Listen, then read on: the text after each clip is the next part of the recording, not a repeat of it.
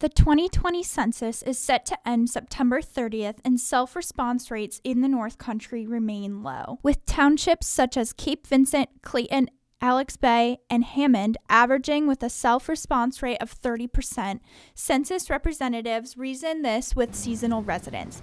However, this can result in negative impacts for these local communities. When we talk about a 2020 census, and of course, gathering information, we're taking a snapshot of our nation as of April 1st, 2020.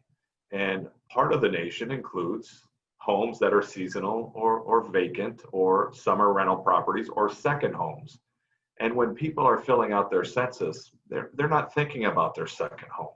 They're not thinking about where they vacation or where they may go to, or even that owner of a summer community is not thinking about filling out the census for every one of those cabins that individual owns. What's the downfall of not saying, that you are living up here? What happens to those communities? They're going to lose important funding that they deserve. When you think about it, again, we're trying to, when we take this picture of the nation, we snap the camera on April 1st, 2020, and it's where you usually live or stay. So when funding comes into communities, it's going to be based upon 2020 census data. So where people usually live or stay, they use the roads more. They may need access to healthcare more. They may have children who have educational needs that are important. They may have parents who are on Medicare or Medicaid. That's important to know, not just for federal funding, but also for planning purposes. What are some trends that you guys see with rural areas? Because we have a lot of that up here, obviously, too. Do you see higher response rates in rural areas or not so much? Typically, rural areas are a hard to count community, just because the ability to get multiple messaging out there is a little bit more difficult. There aren't as many modes to get the message to the home.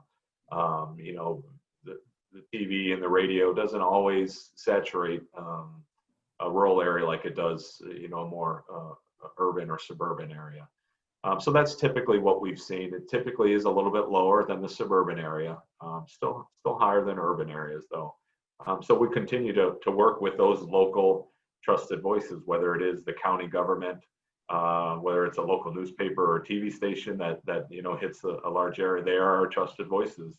And lastly, it's important when you look at what's at stake for our communities, from healthcare to the infrastructure, the roads in our communities, to the education for our kids, to the programs that our parents need, like Medicare and Medicaid.